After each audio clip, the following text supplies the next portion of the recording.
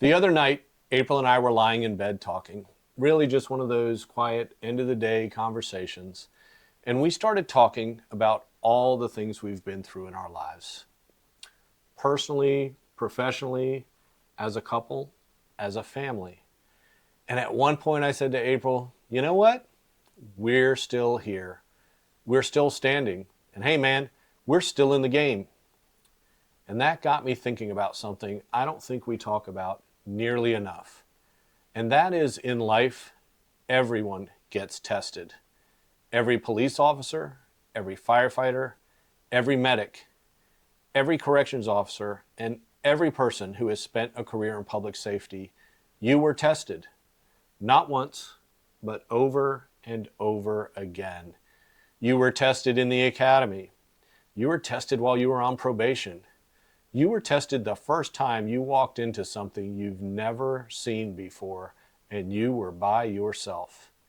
You were tested frequently, because Lord knows in public safety, if it's going to go sideways, it's going to go sideways on your shift. You were tested when the pressure was on. And most importantly, you were tested when people were counting on you to solve their problems. Well, those tests don't just challenge you, they build something in you. Yeah. Confidence, resilience, perspective. You start to realize, I can handle more than I thought I could. Yeah. And then there are the tests life brings. Health scares, family struggles, relationship stress, loss, uncertainty, moments where you're not sure how things are going to turn out. We've had our share of those too. Amen. And there were moments on the job where things got real fast. There were times where I had to fight harder than I ever expected just to get home. And I'm going to tell you a story about that. And I don't know if I've ever told you this story before. I don't know. I'm waiting. You're waiting. So when I was working for the state police, we had a large geographical area that we covered. There were about 4 troopers in this county, and we were probably about 30 minutes away from each other. If you needed backup, it would take 30 minutes for somebody to get to you. So anyway, I'm working late shift. Late shift for us at the time was 3 p.m. to 11 p.m. You and I were dating. Actually, we were engaged. We were going to be married in about a month or so. And I'm working late shift. I had a ride along with me. It was a newspaper reporter from one of the local newspapers. And I'm on patrol. It's around 10 p.m. I want to drop my ride along off because I want to finish some paperwork. I want to get home to my soon-to-be wife. So it's 10 p.m. and I see this vehicle on this off-ramp off the interstate. And its flashers are on. I believe it's a disabled vehicle. It's parked in the roadway. So, I position my patrol car behind it. I walk up to the vehicle, and there is a male, rather large male, who has the seat all the way reclined, and his eyes are closed. And I'm knocking on the window with my Kel light. The ride along is still in the car. They're not supposed to get out of the car, so he's in the car. I'm knocking on the window with my Kel light, and nothing. This person is not moving. I know they're alive because I can see their chest going up and down. I know that they're breathing. So I'm not worried that they're dead. And I'm thinking, it's just another drunk. It's just another drunk that passed out behind the wheel. So I'm knocking, couple more knocks. And this person goes from like the reclined position all the way up to a full seated position in the blink of an eye. And it was like I just woke up the Kraken, like I woke up the dragon. This person was angry. They didn't say anything, but they were just pissed. And they opened the driver's side door with such force that it kind of pushed me out of the way a little bit. And we just started fighting. The fight was on. Not much was said, the initial 30 to 45 seconds of a fight. And if you've ever been in a fight, 45 seconds seems like an eternity. I was 28 or 29 years old. I was in pretty good shape. I was pretty strong. I had been working out.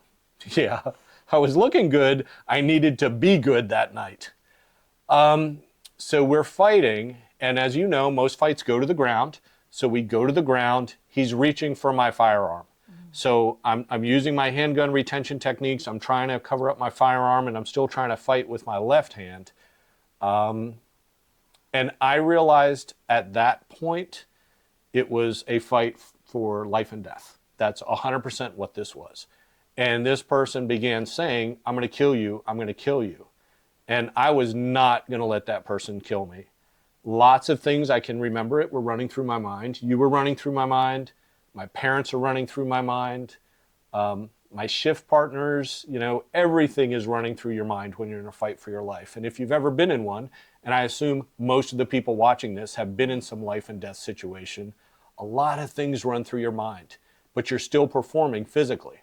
So physically, I won the fight. I was able to get this person in handcuffs. Still not exactly sure how I did it, but I did it. I won the fight. My lapel mic, my radio wasn't putting out. I was in a bad spot. I'm trying to use my lapel mic. It rips out of my portable. My name tag's flying off, everything. It had just started to rain. The ground was slippery. I remember the smell of the rain. When it starts to rain and it kind of has that little bit of a smell. I remember all these sensory perceptions that I experienced from that fight because it's so memorable in my mind. As I describe it, I'm going back there right now. But I was in the fight for my life. Go back to my patrol car. My ride along is gone. There was a series of about 10 acres of woods just off the interstate. He got lost somewhere in there. Instead of helping you? He wasn't going to help me, man. He was a wiry little spindly, like 120-pound bespectacled reporter. But my point is that you're going to get tested. And you're going to get tested on the job. And sometimes, I don't think I ever told you that story before, did I? No. Maybe it had to do with me committing in the near future. Yeah, you don't know what you're getting into to this lifestyle. So you're going to get tested on the job. You've been tested on the job. But there have also been seasons where the job itself feels like a test. And by that, I'm talking about the politics, the pressure, the constant weight and responsibility, and then life at home. It brings its own tests. You're watching your kids go through health struggles. Yeah.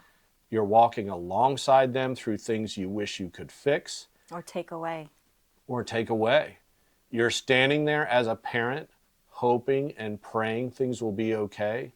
And we've walked through a lot of that. We've got some health issues with some members of our family, our immediate family, our daughters. So we've walked through a lot of that. And we know that you have too. I'll just add this to my story too, is come to find out that the gentleman or the person, I can't call him a gentleman. No. The suspect I was fighting with was high on LSD and alcohol. And just an hour or two before I confronted him, had violently assaulted his spouse and had damaged her car with a baseball bat. There was actually a baseball bat in the back seat. And I do believe that if he would have had the sense to get that, it would have been even worse. I probably would have had to shoot the person. But anyway, we know that you've experienced all these things too. And yet here we are. Here we are. You don't always feel strong when you're going through it. No. Sometimes you just keep moving because you have to. Yeah. But when you look back and you realize how much you've actually come through, then sometimes, you don't see your own strength until you're on the other side of something. Thank God I came out on the other side of that. Oh, yeah. I'm glad you didn't tell me that before we got married. All right. I would have still married you. Thank you. So there's a quote that I've always loved. And actually, I've loved this quote since I was a young kid. And I honestly believe that this quote helped me get through that night on that interstate. And I'm sure you've heard this quote before. It's from Theodore Roosevelt. And every time I read it, it reminds me of the people who show up. The people like you. The people who stepped into hard things. The people who stayed in that fight, even when it wasn't easy. And the stakes were very high. So let me read just a part of this. It is not the critic who counts, not the man who points out how the strong man stumbles, or where the doer of deeds could have done them better. The credit belongs to the man who is actually in the arena, whose face is marred by dust and sweat and blood, who strives valiantly, who errs, who comes short again and again, because there is no effort without error and shortcoming. But who does actually strive to do these deeds? Who knows great enthusiasms, the great devotions, who spends himself in a worthy cause, and who at the best knows in the end the triumph of high achievement, and who at the worst, if he fails, at least fails while daring greatly. While Michael was reading that, whose face or what situation were you thinking of? I know if you were watching this, someone or something popped into your mind. It did definitely for me. Absolutely. Whether a police officer, firefighter, corrections officer, military, or the mother of 5, Yeah. we all have a story of being in that arena. A loved one who fought cancer with courage, Amen. a shift partner who you lost in the line of duty, Yep. a physical or emotional battle you overcame, a substance abuse issue, or something you are dealing with now. Keep fighting. Yeah, keep fighting. Keep fighting.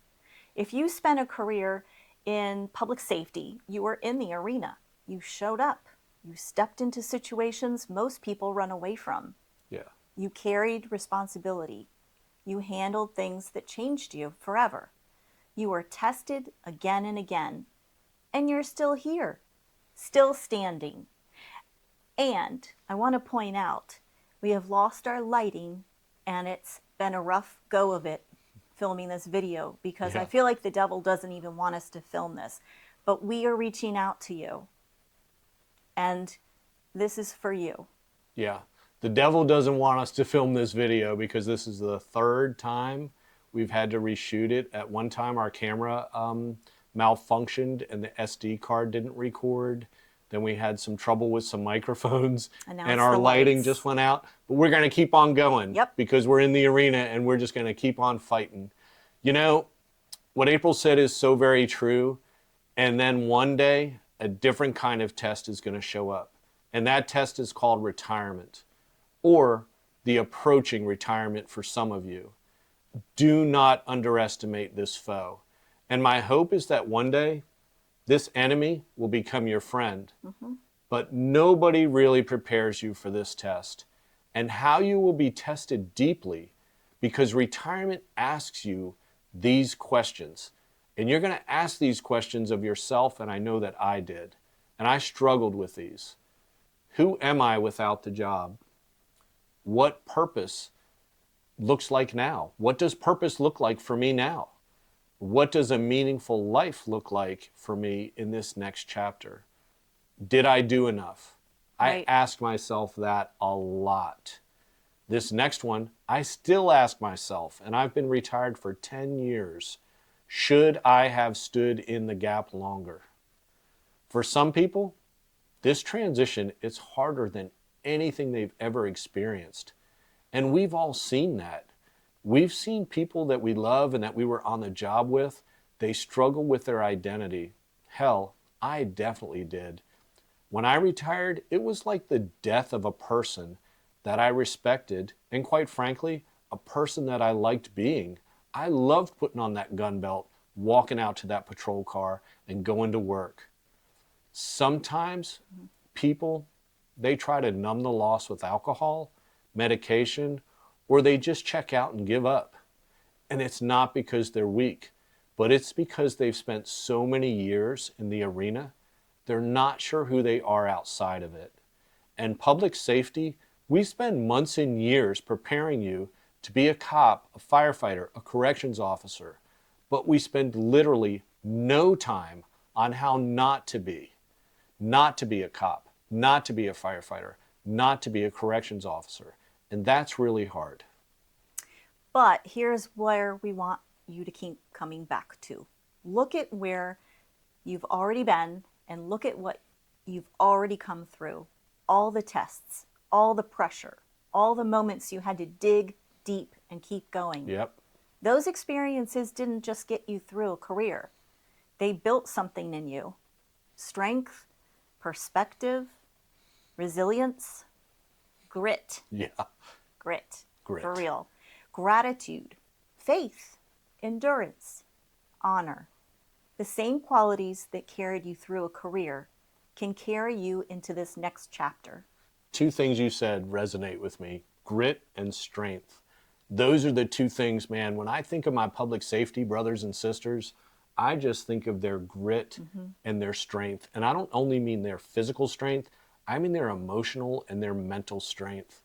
Right. These are some very admirable people that are our viewers. They are top-notch people. You know, and maybe this stage of life, it's about using that grit and that strength differently. For us, it meant more time together, more presence, more peace, more gratitude for what we've made it through. I think that's exactly right.